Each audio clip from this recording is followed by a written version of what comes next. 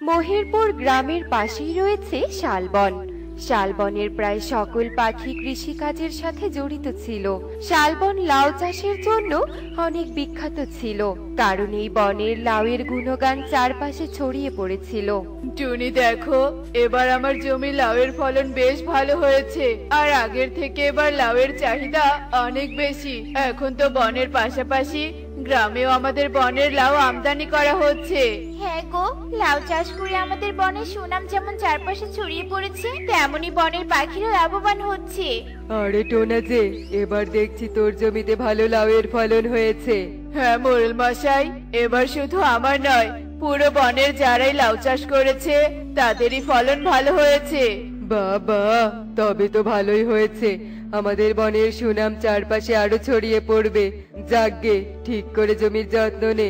চলি তবে।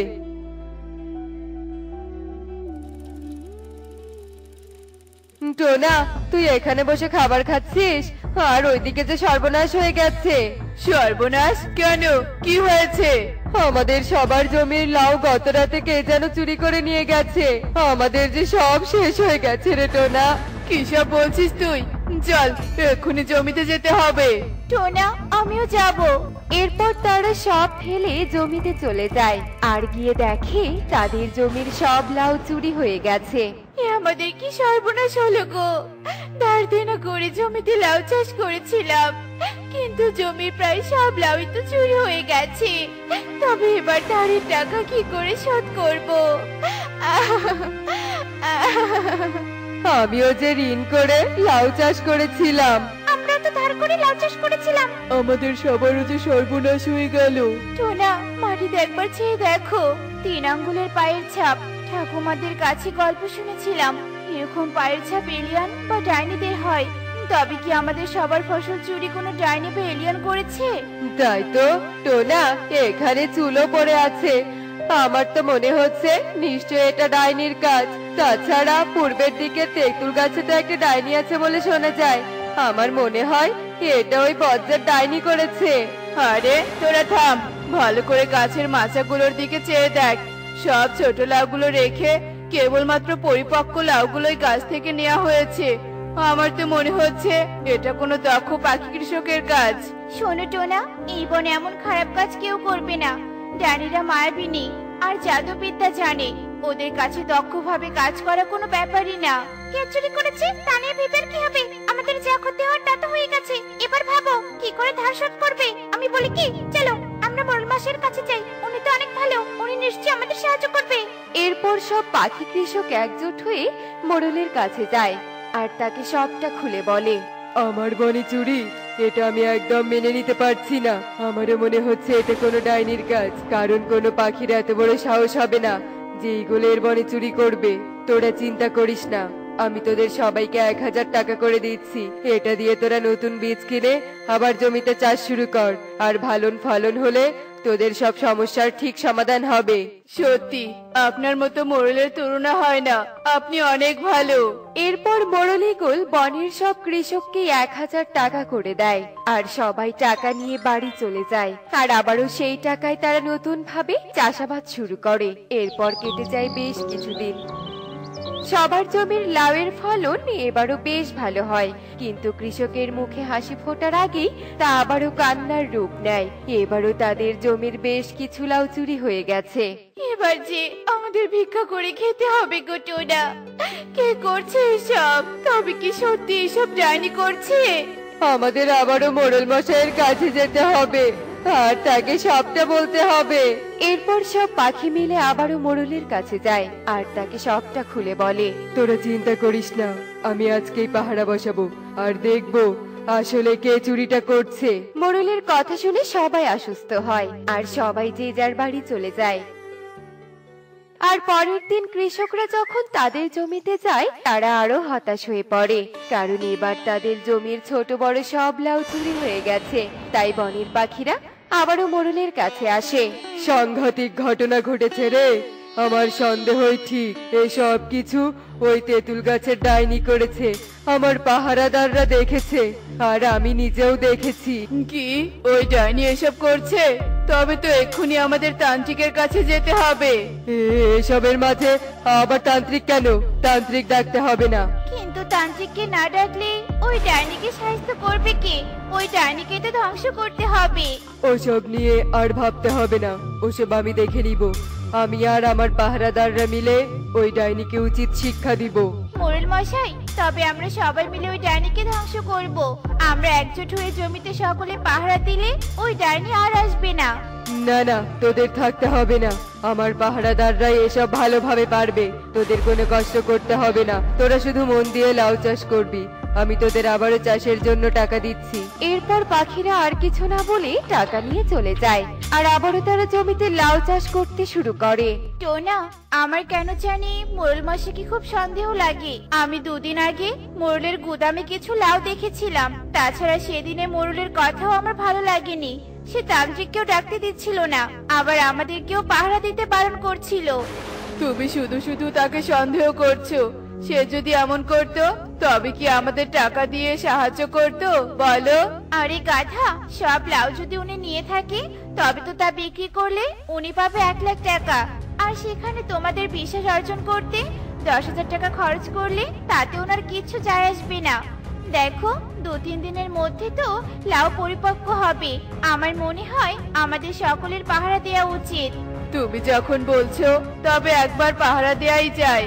এরপর থেকে টোনাটুনি রাত হলে পাহারা দিতে শুরু করে, কিন্তু 2 দিন কেটে গেলেও তারা কারোর দেখা পায় না। কিন্তু তৃতীয় দিন ঘটে এক অবাক করা ঘটনা। টোনাটুনি দেখতে পায় বনের মোড়ল তার কিছু পাহারাদার এনে সবার জমির লাউ তুলছে। সবাই ছোট বড় সব ধরনের লাউ ছিঁড়ে একত্র কর, আর আজ কিছু গাছও ভেঙে দিস, যাতে সবাই মনে করে ওসব ডাইনি করেছে। এমনি এমনি কি ওই পাখিদের টাকা দিয়ে সাহায্য করছি? আমি তো জানি ওদের সাহায্য না করলে ওরা লাউ চাষ করতে পারবে না, আর ওরা যদি লাউ চাষ করতে না পারে তবে আমার লাভ হবে কি করে? আমি যে চড়া দামে এসব লাউ বিদেশে রপ্তানি করি, কদিন পর তো আমি হয়ে যাব কোটিপতি। জি মোড়ল মশাই, আপনি এত খারাপ, আর আমরা আপনাকে কত সম্মান করতাম। আপনি অনেক পাপ করে ফেলেছেন, এবার আপনাকে সব পাপের শাস্তি পেতে হবে। টুনি, বনের সবাইকে খবর দাও, বনের মোড়ল চোর ধরা পড়েছে।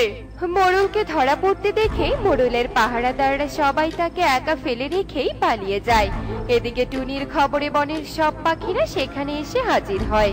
চিচি, এই মোড়লের উচিত শিক্ষা দেওয়া উচিত। এই সবাই এই লাউচর মোড়লকে মেরে বন থেকে তাড়িয়ে দাও। না না, তোমরা এটা করো না, ওকে আমরা পুলিশের হাতে তুলে দিব।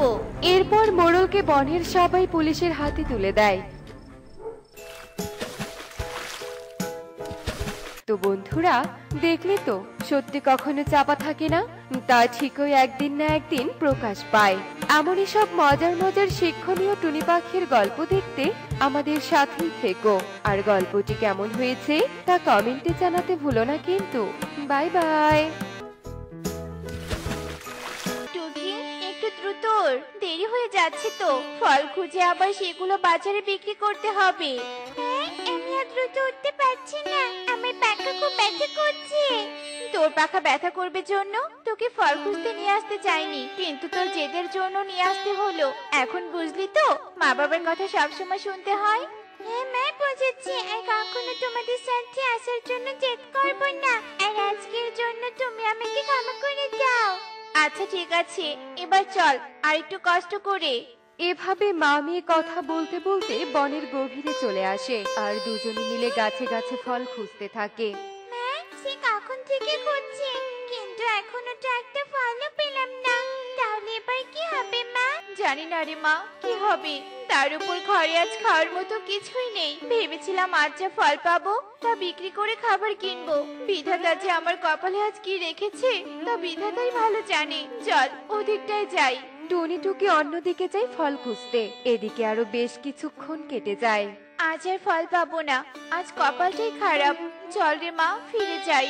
হ্যাঁ মা, চলো।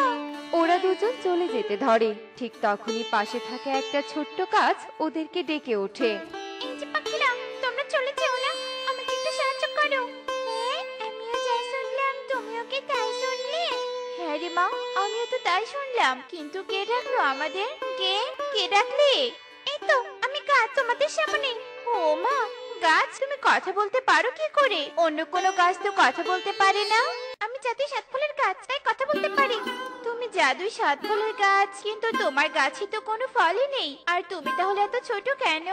আমি বড় ছিলাম আর আমার গাছে ভর্তি ফল ছিল। আমি সেই ফল দিয়ে অসহায় গরিব সাত পাখিতে সাহায্য করতাম। কিন্তু একদিন এক দুষ্ট তান্ত্রিকের নজরে পড়ি আমি। ওই দুষ্ট তান্ত্রিকের লোভকে প্রশ্রয় দেওয়ার জন্য ও আমার জাদু শক্তি, আমার ফল সবকিছু কেড়ে নিয়ে আমাকে এই ছোট গাছে পরিণত করেছে। দয়া করে আমাকে আবার আগের মতো হতে সাহায্য করো।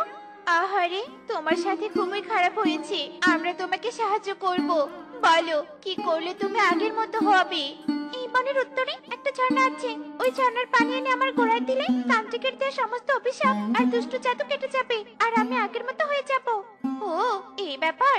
আমি এক্ষুনি যাচ্ছি ওই ঝর্ণার পানি আনতে। টুকি মা, তুই এখানেই থাক, আমি যাব আর এক্ষুনি আসবো। আচ্ছা ঠিক আছে মা, সাবধানে যাও আর সাবধানে ফিরে এসো। টুনি গাছের বলা ঝর্ণার উদ্দেশ্যে চলতে থাকে আর কিছুক্ষণের মধ্যেই ঝর্ণার কাছে এসে উপস্থিত হয়। এই তো সেই ঝর্ণা, এর কথাই তো গাছ আমাকে বলেছে। যাই, জলদি পানি নিয়ে ফিরে আসি। টুনি এই বলে পানি নিয়ে আবারও গাছের কাছে চলে আসে। গাছ, এই দেখো, আমি তোমার কথা মতো পানি নিয়ে এসেছি। দাও ওই পানি আমার গোড়ায় দাও। টুনি গাছের কথা মতো ঝর্ণার পানি গাছের গোড়ায় দেয় আর সাথে সাথেই গাছটা ছোট থেকে বড় হয়ে যায় আর সেই গাছে সাত ফলে পরিপূর্ণ হয়ে ওঠে। এতদিন পর আসলটা ফিরে শান্তি পাচ্ছি। টুনি, তোমাকে অনেক ধন্যবাদ। তুমি আমাকে সাহায্য না করলে আমি সারা জীবন এমনই থেকে যেতাম। এভাবে বলো না গাছ বন্ধু, পাখি হয়ে তোমাকে সাহায্য করা আমার দায়িত্ব। তুমি সত্যি অনেক উপকারী। আজ থেকে তুমি আমার গাছ থেকে রোজ ফল নিয়ে যাবে, কেমন? সত্যি বলছো গাছ? হ্যাঁ, সত্যি বলছি। ইয়ে, কি মজা কি মজা। আজ থেকে মাকে আর কষ্ট করে ফল খুঁজতে হবে না। গাছ, দাও তোমার ফল দাও, আমরা বাজারে ফল বিক্রি করতে যাব। টুকির কথা শুনে গাছ অনেকগুলো ফল নিচে ফেলে। মা, আমাদের ঘরটা তো অনেক পুরানো হয়ে গিয়েছে। সামনে আবার শীতকাল, তাই বলি কি এই ঘরটা ভেঙে সুন্দর করে আরেকটা নতুন ঘর যদি বানাতে, তাহলে বেশ ভালো হতো। তুই তো অনেক ভালো কথা মনে করে দিয়েছিস রে মা। কাজের চাপে ঘর বানানোর কথা ভুলে গিয়েছিলাম। ফল বিক্রি করে বেশ কয়েকটা টাকা জমিয়েছি। এক্ষুনি ওই টাকা দিয়ে নতুন ঘর বানানোর জন্য সরঞ্জাম কিনে নিয়ে আসছি। বলেই টুনি চলে যায় নতুন ঘরের জন্য আসবাবপত্র কিনতে। এদিকে কালু মেরা নাম দুষ্টমি মেরা কাম, এই কালু মেরা নাম দুষ্টমি মেরা কাম, লা লা লা লা লা। কালু, তুমি এখানে গান গাইছো আর ওইদিকে টুনি সহ বনের অনেকেই শীতের হাত থেকে বাঁচার জন্য নতুন ঘর বানাচ্ছে। তা তুমি কবে আমাদের নতুন ঘর বানাবে শুনি? আমি কিন্তু এবারে শীতে একটা নতুন ঘর চাই, মানে চাই। আরে মেরা পেয়ারি বউ, তুমি এত চিন্তা করছো কেন? হ্যাঁ, আমাদের কষ্ট করে নতুন ঘর বানানো লাগবে না, বুঝেছো? আমি কোনো একটা পাখির কাছ থেকে নতুন ঘর চিনিয়ে নিয়ে সেটাতে থাকবো। বাহ কালু, তোমার মাথায় তো দারুণ বুদ্ধি। কষ্ট করে ঘর বানানোর চেয়ে অন্যের কাছ থেকে ঘর চিনিয়ে নিয়ে থাকার মজাই আলাদা। মা টুকি, আমি ফল আনতে যাচ্ছি, তুই ঘরে থাকিস কেমন? আচ্ছা ঠিক আছে মা, ঘরে থাকবো, তুমি যাও। কালু, টুনির ঘরটা আমার অনেক পছন্দ হয়েছে, আমি ওই ঘরেই থাকতে চাই। তাহলে আর দেরি কিসের? চলো এক্ষুনি ওর ঘর দখল করব। কালু কাকুলি টুনির ঘরে চলে আসে। টুকি ওদের দেখে বলতে থাকে, কাকা কাকি তোমরা কি দরকারে এসেছো এখানে? আমার দরকারে নয়, ঘর দখল করতে এসেছি। আজ থেকে এই ঘর আমাদের। যা, ঘর থেকে বেরিয়ে যা। না না, আমি বের হব না, এই ঘরটা তোমাদের নয়। কালু, একে ঘর থেকে তাড়িয়ে দাও। কালু টুকিকে ঘর থেকে তাড়িয়ে দেয়। টুকি কাঁদতে কাঁদতে বাড়ির সামনে একটা গাছের নিচে বসে পড়ে। কিছুক্ষণ পর টুনি চলে আসে আর টুকিকে কাঁদতে দেখে বলে, মা টুকি, তুই কাঁদছিস কেন? কি হয়েছে তোর? টুকি কাঁদতে কাঁদতে টুনিকে সব কথা খুলে বলে। কি, কালু দাদা আমার ঘর দখল করেছে? না, এ হতে পারে না। কালু দাদা, কাকুলি দিদি, তোমরা আমার ঘর দখল করেছো কেন? তোমরা জানো না অনেক কষ্টে আমি আমার ঘর বানিয়েছি। যাও, চলে যাও বলছি ঘর থেকে। বললেই হলো? ঘর দখল করে শেষ। যা, এখন আর বলে লাভ নেই। কালু, এই উটকো ঝামালিকেও তাড়িয়ে দাও তো। লোভী, অন্যের কষ্টের ঘর দখল করিস তবে তোর জীবনেও ভালো হবে না। তুই এই লোভের শাস্তি পাবেই পাবি। এবার তবে আমরা কোথায় যাব, কোথায় থাকবো? জানি না রে মা, জানি না। চল সাত ফলের গাছের কাছে যাই। সাত ফলের গাছ আমাদের কথা শুনে নিশ্চয়ই সাহায্য করবে। তোমরা চিন্তা করো না, আমি তোমাদের এখানে থাকার ব্যবস্থা করছি। সাত ফল বানিয়ে দে টুনির ঘর। সাত ফলের গাছ এভাবে বলার সাথে সাথেই সেখানে একটা সাত ফলের ঘর প্রকট হয়। এই সাত ফলের ঘর আজ থেকে তোমাদের। গাছ বন্ধু, তোমাকে অনেক ধন্যবাদ। তোমার এই ঋণ আমি কখনো পরিশোধ করতে পারবো না। হয়েছে বন্ধু, আর প্রশংসা করতে হবে না। তোমরা অনেক ক্লান্ত, যাও ঘরে গিয়ে বিশ্রাম নাও। আর এভাবেই বেশ কিছুদিন কেটে যায়। একদিন কালু কাকুলি বনে ঘুরতে এসে সেই সাত ফলের ঘরটা দেখে বলতে থাকে, দেখো কালু দেখো, কি সুন্দর সাত ফলের ঘর। ইস, এই ঘরটা যদি আমার হতো তাহলে খুবই খুশি হতাম। ঠিকই বলেছো, এই ঘরটা যার সে মনে হয় খুবই সুখী আর ধনী। কালু এমন কথা বলার সাথে সাথেই সাত ফলের ঘর থেকে টুনি টুকিকে বের হতে দেখে। এই ঘরটা টুনির। কালু, চলো চলো, টুনির এই ঘরটাও আমরা দখল করে নেই। হ্যাঁ হ্যাঁ বউ, চলো। তোমরা এখানে কেন? তোর এই ঘরটা দখল করতে এসেছি। তোর আগের ঘরটায় থাকতে খুব বিরক্ত লাগছে। যা যা, তুই তোর আগের ঘরে চলে যা। এই ঘর আমাদের দিয়ে চলে যা। লোভী, তোদের এই মনোবাসনা আমি কখনোই পূরণ হতে দিব না। আমার জীবন থাকতে এই ঘর কখনোই দখল করতে পারবি না।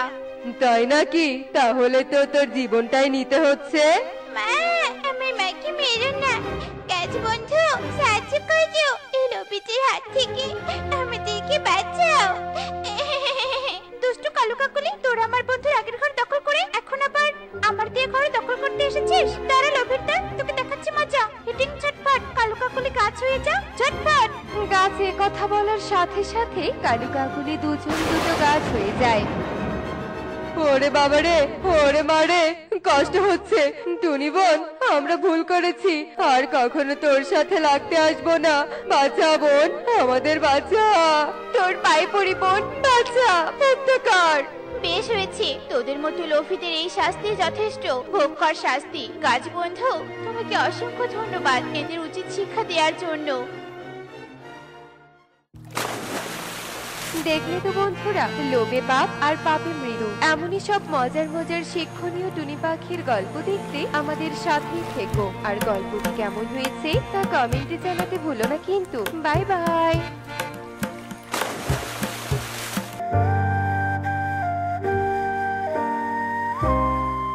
অনেকটা পথ এলাম, কোথাও তো শুকনো কাঠ পেলাম না। আর কিছু দূর পথ এগিয়ে দেখি শুকনো কাঠ পাই কিনা।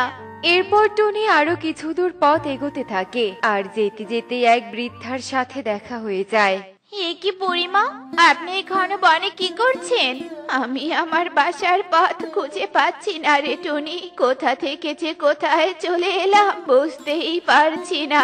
টুনি, আমাকে আমার বাসার পথ দেখিয়ে দিবি? হ্যাঁ বুড়িমা, আপনি আমার সাথে আসুন। এরপর বৃদ্ধা টুনির সাথে চলে যায়। বুড়িমা, এই পথ দিয়ে আপনি আপনার বাসায় যেতে পারবেন। আর এই নিন, এখানে কিছু খাবার আছে, আপনি খেয়ে নেবেন। আচ্ছা রে মা, আচ্ছা রে, ঠিক আছে। তুই অনেক ভালো, তুই অনেক সুখে থাক। আমি এখন চলি। এই বলে বৃদ্ধা সেখান থেকে চলে যায়। টুনিও আবার বনের ভেতরে চলে যায় আর শুকনো কাঠ খুঁজতে থাকে। কাঠ খুঁজতে খুঁজতে হঠাৎ এক তান্ত্রিকের সাথে দেখা হয়। টুনিমা, এদিকে শুনে যা তো। এরপর টুনি তান্ত্রিকের কাছে চলে যায়। হ্যাঁ তান্ত্রিক বাবা, বলুন। টুনি, আমার অনেক পানি পিপাসা পেয়েছে, তুই আমাকে কিছু পানি খাওয়াতে পারবি? আচ্ছা ঠিক আছে তান্ত্রিক বাবা, আমি এক্ষুনি পানি নিয়ে আসছি। এই বলে টুনি নদীতে চলে যায় আর পানি নিয়ে এসে তান্ত্রিককে খাইয়ে দেয়। টুনি, তোর মন অনেক বড়।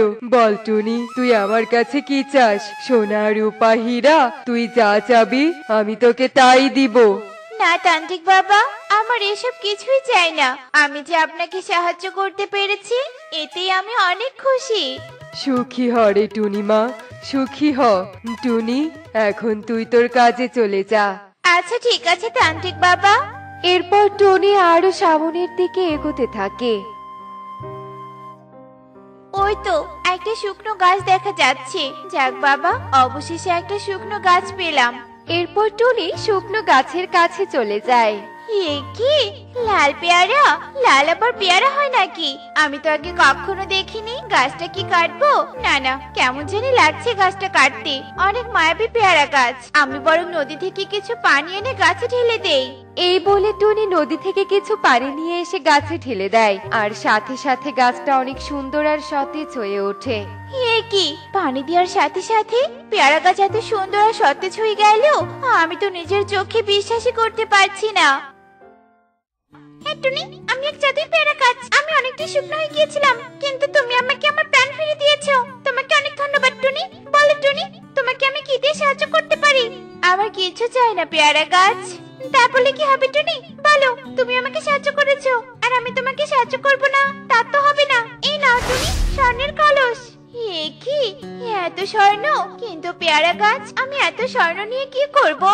তোমার যেটুকু স্বর্ণ লাগে তোমার কাছে রাখবে, আর বাকিগুলো গরিব দুঃখীদের দিয়ে সাহায্য করবে। আর হ্যাঁ, এই নাও দুটো লাল পেয়ারা। যারা অনেক অসুস্থ হবে তাদের এই লাল পেয়ারা খাইয়ে দিলে সাথে সাথে সুস্থ হয়ে যাবে। তোমাকে অনেক ধন্যবাদ পেয়ারা গাছ। আমি তাহলে এখন আসি। এরপর টনি স্বর্ণের হাড়ি আর লাল পেয়ারা নিয়ে তার বাসায় চলে যায়। আর এভাবেই সেই দিন কেটে যায়। পরের দিন সকালে